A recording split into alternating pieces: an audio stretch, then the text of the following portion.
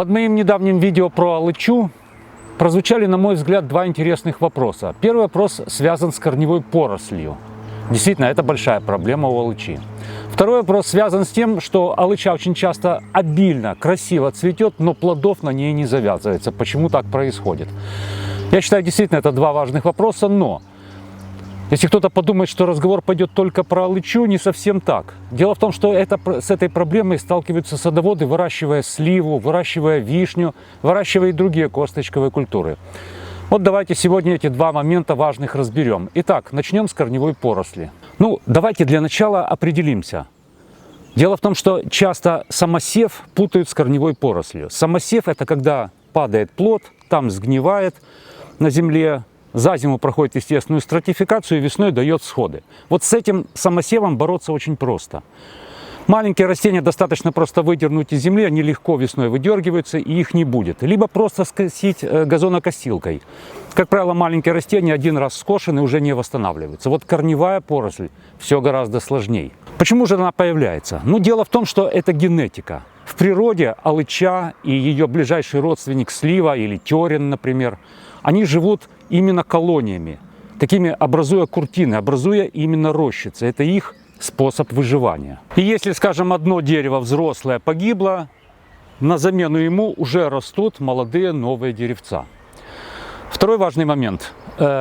Очень часто наши культурные сорта косточковых культур привиты на дичку, или на алычу даже, которая как раз и гонит поросль. Вроде бы у вас растет культурный сорт, а вокруг него поросль. Это поросль дичка.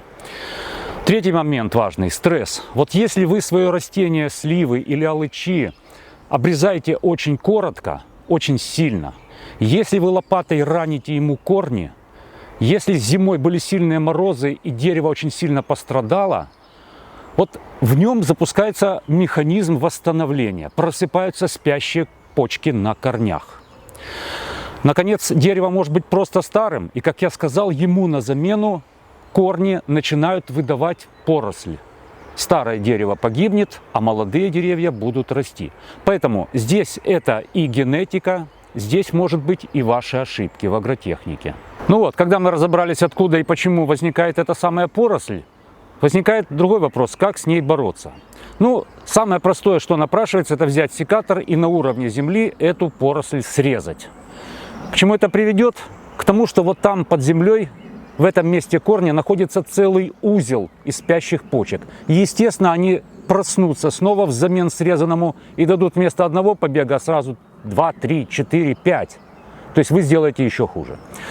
Кто-то советует, есть такие советы в интернете, раскопать это место, откуда идет корневая поросль, и вырезать от основного корня ее вместе с пяточкой, с частью корня. Вроде бы должно сработать, но на самом деле не сработает. Потому что, опять же, вы нанесете корню ранку, и из этой ранки, опять же, начнет отрастать поросль. Механическое повреждение корней – это одна из причин появления обильной корневой поросли. Делать так не стоит. Третий вариант – можно просто перерезать этот корень выше, чем растет эта поросль. Но вариант рискованный, потому что таким образом вы уничтожаете большую часть корневой системы и, в принципе, можете просто погубить своими руками дерево. Оно ослабнет из-за того, что вы перерезали ему корни. Не в одном месте, а в нескольких местах, скорее всего. Оно ослабнет и погибнет. Есть вариант использования гербицидов. Тут смотрите на ваше усмотрение. Я противник использования гербицидов. Почему? Потому что помогут только системные гербициды. А системные гербициды всегда есть риск уничтожить само основное дерево, потому что этот гербицид, это вещество проникает непосредственно в корневую систему дерева и может его просто погубить. И, наконец, самый трудоемкий способ – это ограничение корней. Вот вокруг дерева вы вкапываете либо шифер, либо пластик какой-то, либо железо по диаметру на глубину хотя бы 50 сантиметров. Но вы же не будете вкапывать непосредственно возле ствола. Таким образом, вы просто вообще ограничите корневую систему настолько, что дерево погибнет. Нужно сделать это на расстоянии хотя бы где-то 1,5, лучше 2 метра. Представляете, какая трудоемкая работа. Сделать вот такой вот ограничительный круг на глубину 50 сантиметров. Ну и, естественно, вот эту вот часть, которую вы ограничили, нужно чем-то закрыть. Либо это агроволокно, прикрытое сверху какой-то красивой мульчой, ну если вы любитель красивого садоводства. Либо это, может быть, какие-то почвопокровные растения, которые не будут давать этой поросли всходить.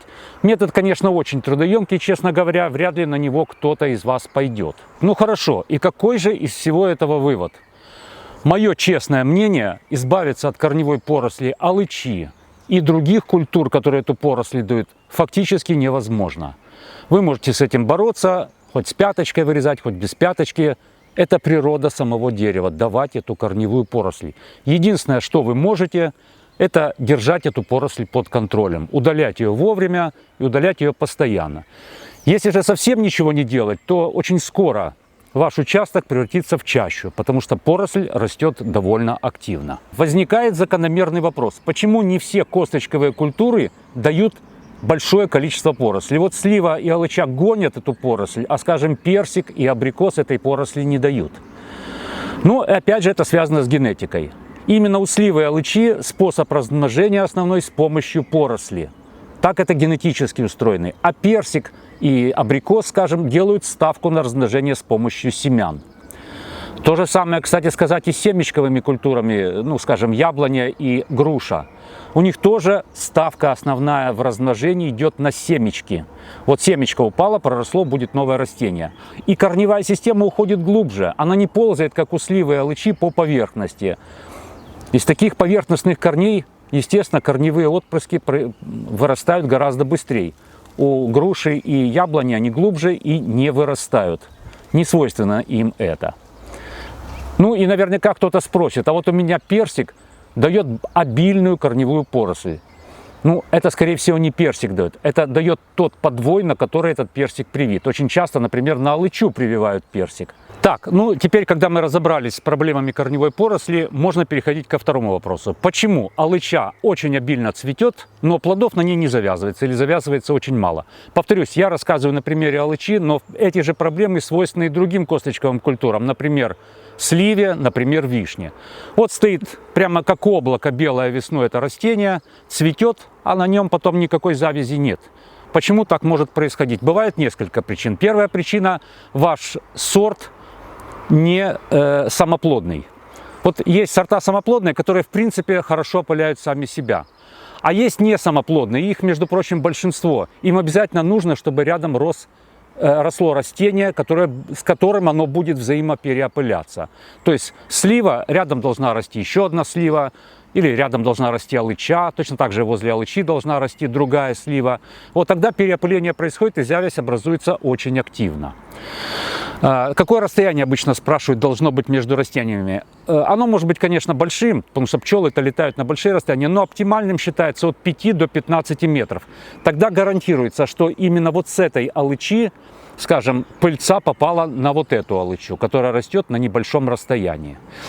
Второй важный момент – погода. Во время цветения может быть дождь, может быть сильный ветер, может быть сильная жара. Пчелы, по большому счету, в такую плохую ненастную погоду сидят дома. И, естественно, никакого опыления фактически не происходит.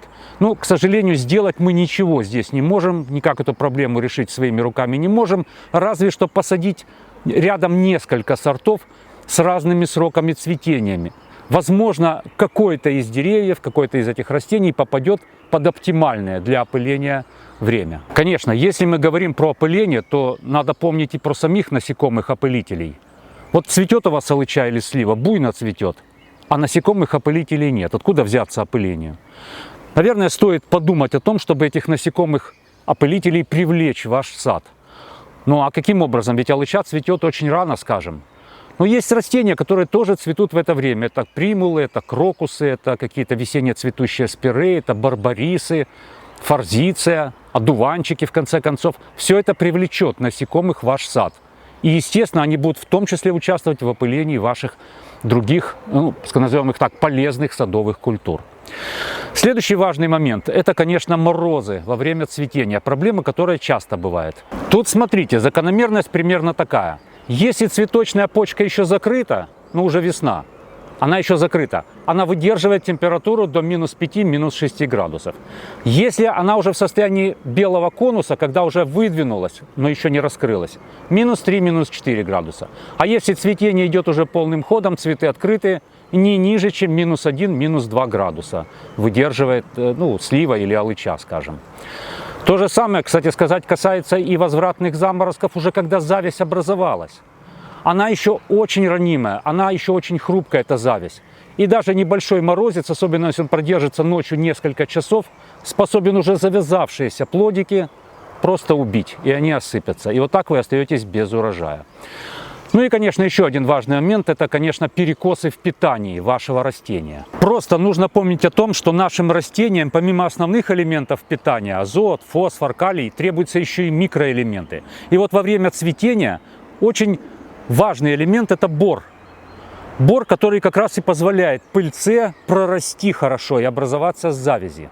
Но тут надо сделать небольшое отступление. Дать бор под корень – это не очень правильно. Можно, конечно, но не очень правильно, потому что нужно много времени для того, чтобы этот бор был доставлен туда, куда нужно, к цветкам, к бутонам.